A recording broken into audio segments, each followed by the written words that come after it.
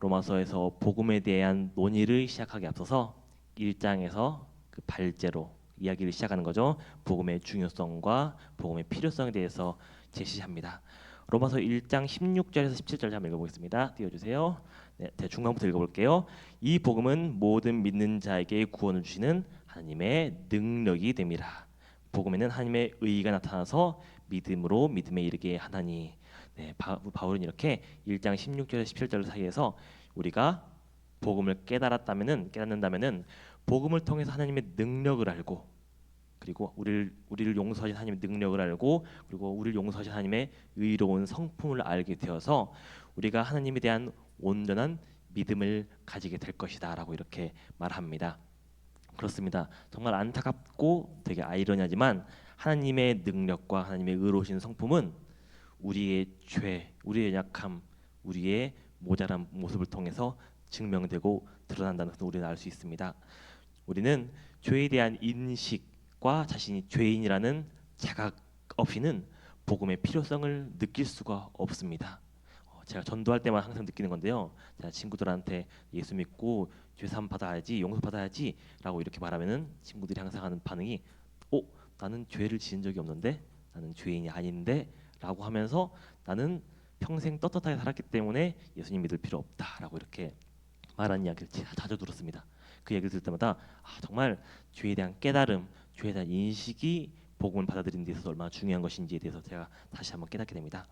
정말 내가 살아가면서 얼마나 하나님의 말씀을 거역하면서 살아가는지, 내가 얼마나 많은 죄악을 저지르면서 살아가는지, 내가 얼마나 교만하고 자랑하며 살아가는지를 깨닫게 되었을 때, 그것을 깨달을 때 우리는 비로소 내가 스스로는 극복할 수 없는 심각한 나의 죄의 문제에 대해서 깨닫게 되고, 그렇게 나의 죄의 문제에 대해서 깨닫게 되는 순간 이 문제를 해결할 방법은 오직 예수 그리스도의 십자가 복음이라는 것을 우리는 비로소 깨닫게 되는 것입니다.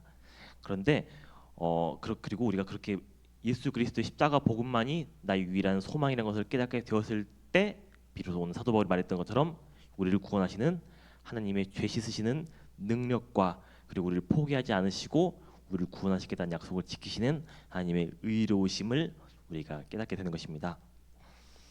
모든 인류가 죄악 속에서 살아가고 있을 때 하나님께서는 한 민족을 선택하셔서 은혜로 자기 백성을 삼아 주셨으니 바로 우리가 아는 이스라엘 백성들, 곧 오늘 말씀의 유대인들이 되겠죠. 유대인들은 다른 민족들과 달리 하나님으로부터 언약을 받았고 또한 율법을 받은 특별한 민족입니다. 이것은 사실 굉장한 특권이었습니다. 왜냐하면은 유대인들은 다른 민족들, 이방 민족들과 달리 율법을 통해서 하나님의 뜻을 직접적으로 알 수 있었고 하나님의 명령을 직접적으로 알 수 있었고 알았으니까 그것을 행할 수 있었기 때문에 이 얼마나 큰 특권이겠습니까? 유대인들은 그리고 또한 자신들을 향해서 우리는 하나님께서 선택하신 선민, 선택받은 민족이야라는 그런 자부심이 되게 커졌습니다. 그리고 자기 뜻에 따라서 임으로 행하면서 죄악을 저지르는 이방인들과 달리 우리는 율법을 지키면서 의로운 삶을 살아가는 거야라면서 스스로에 대한 자부심이 커졌습니다. 하지만 우리가 성경을 통해서 너무나도 잘 알고 있죠. 유대인들은 율법을 가지고 있었으나 그 율법을 온전히 지키지는 못하면서 살아왔습니다. 처음에는 율법을 지키기 위해서 노력했었겠죠. 열심히 살아봐야겠다, 율법대로 살아봐야겠다라고 열심히 노력하지만 유대인들도 아담부터 내려온 원죄를 가지고 있는 죄인이기 때문에 그들도 율법을 지키는 것이 쉽지 않았어요. 그리고 율법을 지킬 때마다 자꾸만 율법을 어기고 쓰러지고 넘어지는 자신을 발견하게 됩니다. 그리고 실패한 자신을 발견하게 됩니다. 그렇다면은 실패한 자신의 모습을 발견했을 때 회개하고 반성하면서 겸손하게 하나님께 나아가고 용서를 빌고 그리고 율법을 준행하기 위해서 노력하는 삶을 살아가야 하는 게 옳겠죠. 그런데 유대인들은 시골에서는 닭을 잡으면 어떻게 되냐면 닭이 주인이 닭장에 들어오면은 막 도망갑니다. 그러다가 구멍을 발견하면은 구멍에 머리를 쏙 넣고 가만히 있습니다. 그러니까 주인이 안 보이니까 난 이제 안전하다고 생각하면서 어쨌든 자기 눈에 안 보이면 안전하다고 착각하고 있는 것이죠. 마치 이런 닭처럼 문제의 원인이 보이지만 않으면은 문제가 해결되었다라고 이렇게 스스로 착각하는 것처럼 유대인들 어떻게 했냐면은 사람들이 볼 때에는 율법을 지키는 척하고 사람들이 보지 않을 때에는 율법 어기면서 자기들 마음대로 살아가는 이중적인 위선적인 외식을 행하는 삶을 살아갔던 것입니다. 최소한 그들이 율법 앞에서 정직했다면, 그들이 율법을 지키지 못하고 있다는 스스로에 대한 자각이 있었다면은 위선을 행했던 유대인들은 스스로는 율법을 지키지 열심히 지키고 있다는 그러한 착각을 하지는 않았을 것입니다. 그래서 유대인들은 자신들은 어쨌든 사람들 보는 앞에서는 잘 지키고 있으니까 나는 율법을 잘 지키고 있어라고 착각하고 나는 의로우라고 착각했기 때문에 자신의 죄의 문제에 대한 심각성에 대한 인식이 없었고, 죄의 문제에 대한 심각성에 대한 인식이 없었기 때문에 복음에 대한 갈급함, 필요성을 느끼지 못했고, 그렇기 때문에 예수님께서 이 땅에 오셔서 사람들에게 복음을 선포하셨을 때 그것이 나에게 왜 필요해? 라고 하면서 예수님을 오히려 핍박하고 탄압하는 그런 악한 행동을 했었던 것입니다. 그런데 오늘 본문에서 사도 바울이 이렇게 로마서를 통해서 책망하고 있는 사람들도 유대인들이거든요. 근데 이 유대인들은 더 심각한 자들입니다. 왜냐하면은 이들은 예수님을 거부했던 유대인들이 아니라 예수님을 믿었던, 복음을 받아들였던 유대인 그리스도인들이었기 때문입니다. 당시 초대교회는 그리스도인들이 두 부류로 나누었습니다. 하나는 원래는 유대교를 믿다가 이제 하나님을 믿다가 복음을 받아들이고 예수 그리스도 이제 그리스도인이 된 이제 유대인 그리스도인들입니다. 그리고 하나는 이제 이방 종교를 믿다가 복음을 받아들이고 그리스도인이 된 이방인 그리스도인들, 이 두 부류가 교회 안에서 섞여 있었습니다. 그런데 당시에 바울이 오늘 책망하고 있는 이 일부 유대인들은, 이 일부 유대인 그리스도인들은 복음을 받아들이고 그리스도인이 되었음에도 불구하고 선민 사상과 차별 의식은 다른 유대인들과 마찬가지로 여전히 가지고 있었습니다.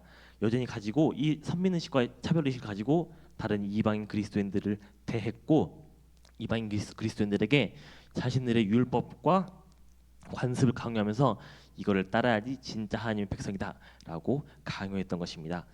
이로 인해서 초대교회 곳곳에서는 유대인 그리스도인들과 이방인 그리스도인들 사이에 갈등이 계속 벌어졌고, 이곳 로마 교회 역시 같은 갈등이 벌어지고 있던 상황이었습니다. 그래서 사도 바울은 오늘 본문에서 유대인 그리스도인들의 이런 잘못된 생각, 잘못된 신앙을 비판하면서 그들의 그릇된 인식을 깨트리는 것을 우리는 볼 수 있습니다. 사도 바울이 이렇게 말합니다. 너희 유대인들아, 내가 유대인 9단이다. 내가 유대인 10단이다. 내가 누구보다도 경건하게 살려고 노력했던 바리새인이었고 유대인이었다. 율법을 따른 유대인이었다. 그렇기 때문에 내가 너희들 누구보다 잘하는데, 너 유대인들 너희가 율법을 신주 딴지 모시듯이 정말 너무너무 귀하게 모시면서 나는 하나님의 백성이다라고 자랑하면서 살아가고 있지 않느냐.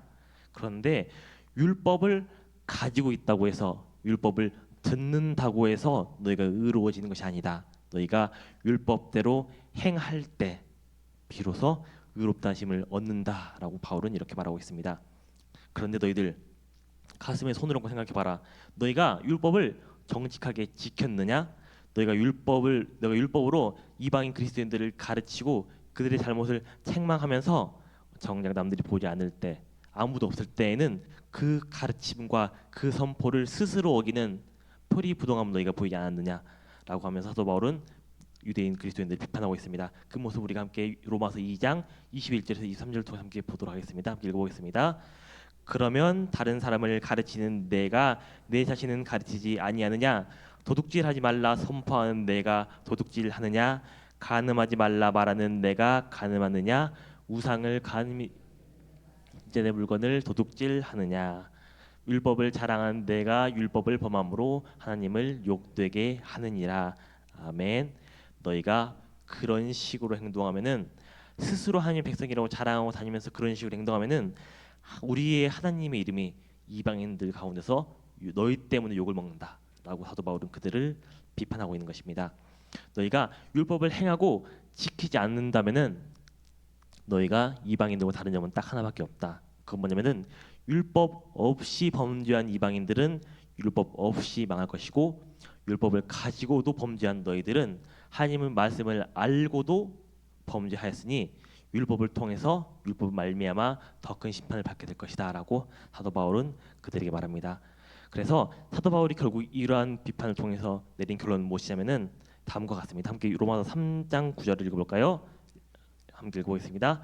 그러면 어떠하냐? 우리는 나으냐? 결코 아니라 유대인이나 헬라인이나 다 죄 아래에 있다고 우리가 이미 선언하였느니라.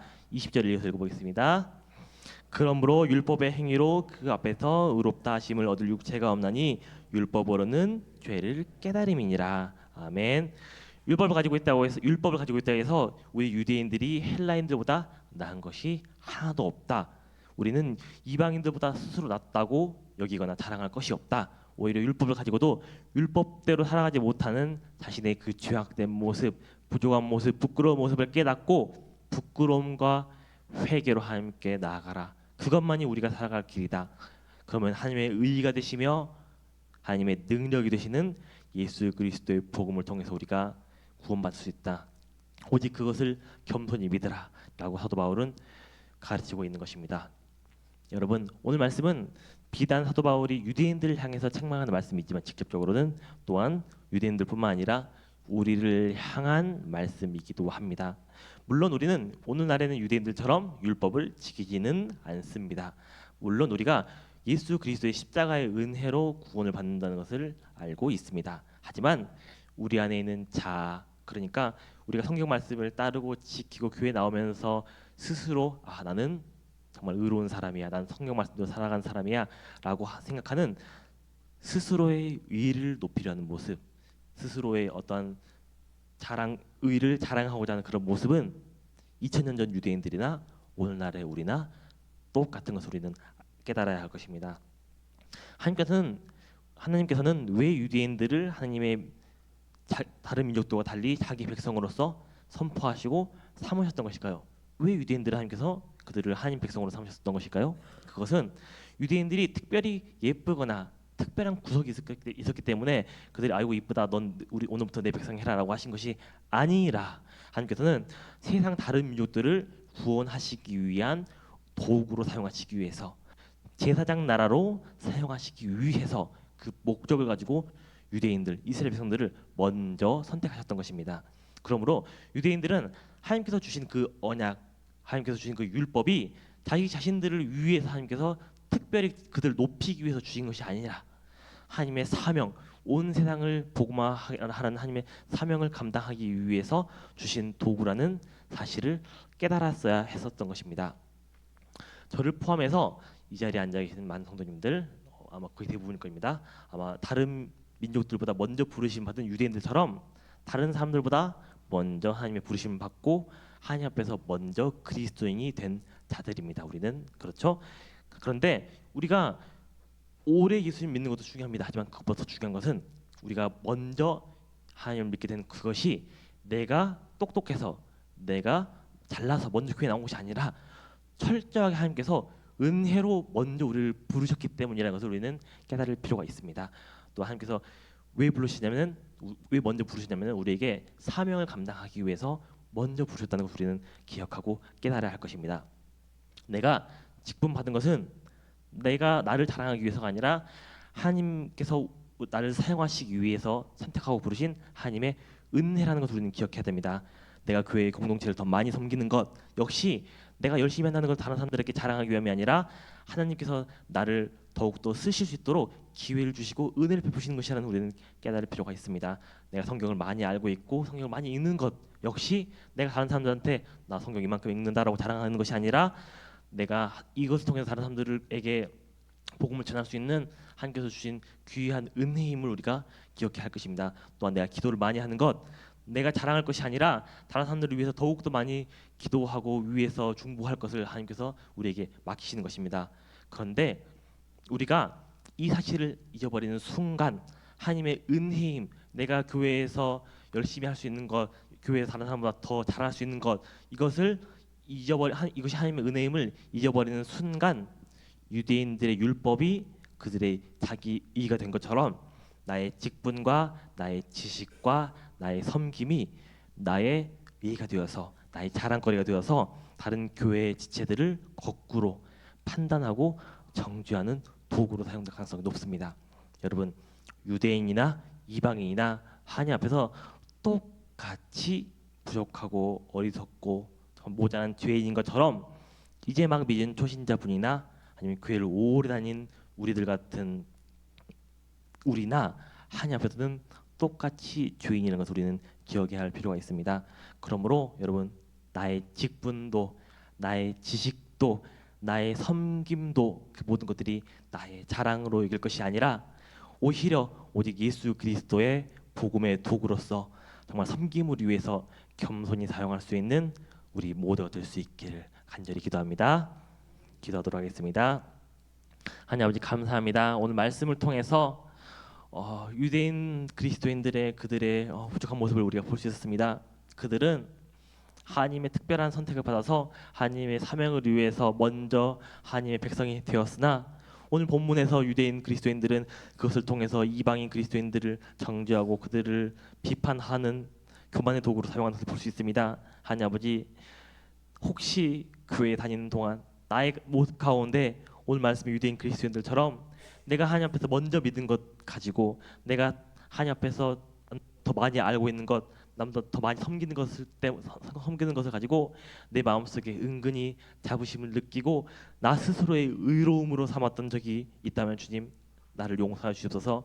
나의 그 부끄러움을 주님께서 용서해 주시옵시며 오직 모든 것들을 정말 내 앞에서 자랑할 것 하나 없는 하나님의 은혜라는 것을 우리가 깨닫고 하나님의 함께 받은 은혜로서 여기고 우리가 이것을 오직 예수 그리스도의 복음을 위한, 다른 사람들을 섬기기 위한 귀중한 도구로서 사용할 수 있도록 주님 도와주셔서 이 모든 기도를 예수 그리스도 이름으로 기도드렸습니다.